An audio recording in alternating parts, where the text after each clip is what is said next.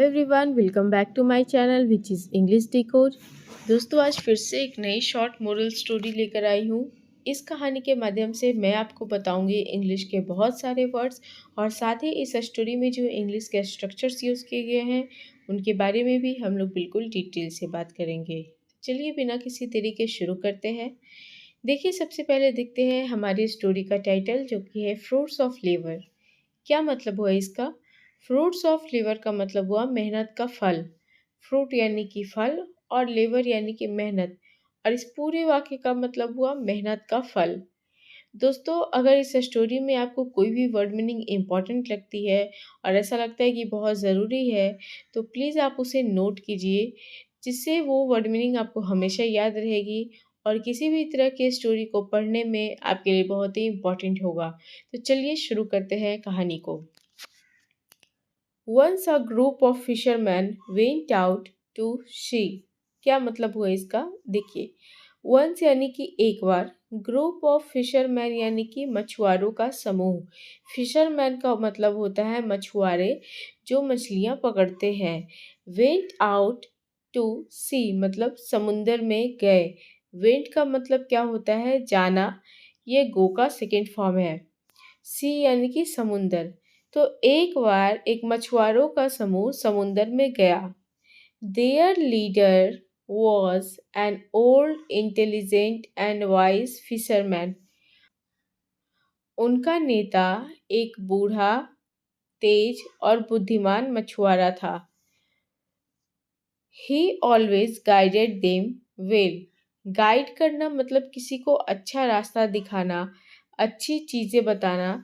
तो उनका जो गाइड था, उनका जो फिशरमैन था, उनका जो लीडर था, क्या करता था? ऑलवेज गाइडेड देम वेल, उन्हें अच्छा बताता था, अच्छा रास्ता दिखाता था। एट सी समुंदर में, the fisherman spread their large net in water. देखिए समुंदर में मछुआरे ने फैलाया। स्प्रेड का क्या मतलब होता है? स्प्रेड का मतलब होता है फैलाना। देयर लार्ज नेट उनका बड़ा जाला, इन वाटर पानी में। When they pulled out the net जब उन्होंने नेट को खींचा। पुल आउट का क्या मतलब होता है? खींचना। दे का मतलब उन्होंने। तो जब उन्होंने नेट को खींचा, इट वॉज एम्प्टी, वह खाली था। एम्प्टी का मतलब होता है खाली। This happened about 2 or 3 times। ऐसा 2 से 3 बार हुआ। हैपन का क्या मतलब होता है? होना। जैसे हम लोग कहते हैं ना व्हाट हैपन, क्या हुआ, तो हैपन का मतलब होता है होना। अबाउट यानी कि लगभग, 2 or 3 times यानी कि यह लगभग 2 से 3 बार हुआ। And the fisherman lost heart. देखिए लॉस्ट हार्ट ये एक फ्रेज है जिसका मतलब होता है दिल टूट जाना या मन दुखी हो जाना। तो फिशरमैन का मन दुखी हो गया। क्यों? क्योंकि उसने जब जाल फैलाया तो करीब 2 से 3 बार उसकी जालें क्या थी? खाली थी, एम्प्टी थी। But their leader advise them to keep trying. पर उनके लीडर ने क्या एडवाइस किया? टू कीप ट्राइंग यानी कि कोशिश करते रहने की। ट्राई का क्या मतलब होता है? कोशिश। और कीप ट्राइंग मतलब कोशिश करते रहना। एडवाइस का मतलब होता है सलाह देना। वंस अगेन फिर से, the fisherman through in the net. क्या मतलब हुआ? फिशरमैन ने जाल फिर से फेंका। नेट यानी कि जाल और थ्री यानी कि फेंकना। It felt heavy. उसे हैवी महसूस हुआ। क्या हैवी महसूस हुआ? नेट यानी कि जाल। When they pulled it out जब उन्होंने उसे बाहर खींचा। पुल आउट का मतलब क्या हुआ? बाहर खींचना। But some small fish, logs from a wreckage and seaweeds were all that had। अब इसका देखिए क्या मतलब हुआ? जब उन्होंने जाल को बाहर खींचा, सम स्मॉल फिश कुछ छोटी मछलियाँ, लॉग्स फ्रॉम अ रेकेज। देखिए लॉग्स का मतलब होता है गट्ठर और रेकेज का मतलब होता है पुरानी चीज़ें, मलबा जिसे बोलते हैं ना, जो चीज़ें समुद्र में डूब जाती हैं, जिनका कोई काम नहीं होता है, तो उसे मलबा कहते हैं।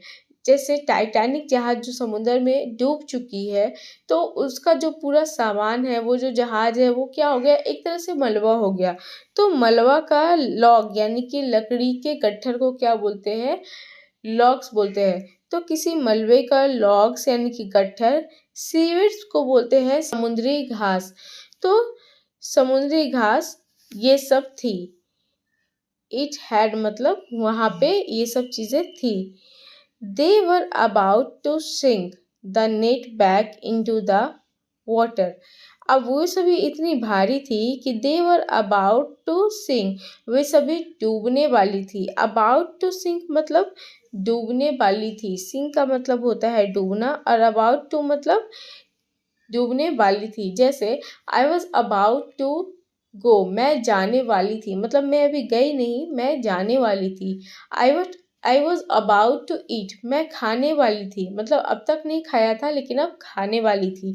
तो अबाउट टू V1 का मतलब क्या होता है, कोई भी चीज़ होने वाला था, तो वो डूबने वाली थी। About to sink the net back into the water, net जो थी, जाल जो थी, वो पानी में डूबने वाली थी। But the old fisherman said, लेकिन बूढ़े मछुआरे ने कहा, पुल्ड आउट, बाहर खींचो, द नेट, जाले को, and empty it in the boat, और उसे नाव में एम्प्टी करो यानी कि खाली करो। Throw the empty net and try once again, यानी कि जाल को फेंको, थ्रो यानी कि फेंकना, और नेट यानी कि जाले। तो खाली जाल को फेंको, एंड ट्राई वंस अगेन, और एक बार फिर से कोशिश करो। When the fisherman emptied the net in the boat, अब देखिए वेन का मतलब क्या होता है, जब, फिशरमैन का मतलब मछुआरा, एम्प्टी यानी कि खाली करना, द नेट यानी कि जाल, और बोट यानी कि नाव में।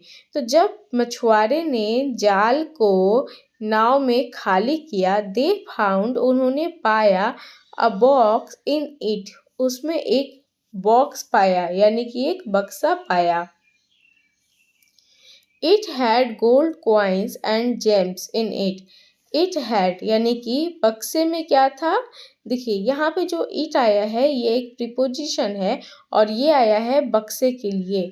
तो इट हैड क्या था, गोल्ड कॉइन्स यानी कि सोने के सिक्के, एंड जेम्स यानी कि बहुमूल्य रत्न, इन इट मतलब उसमें।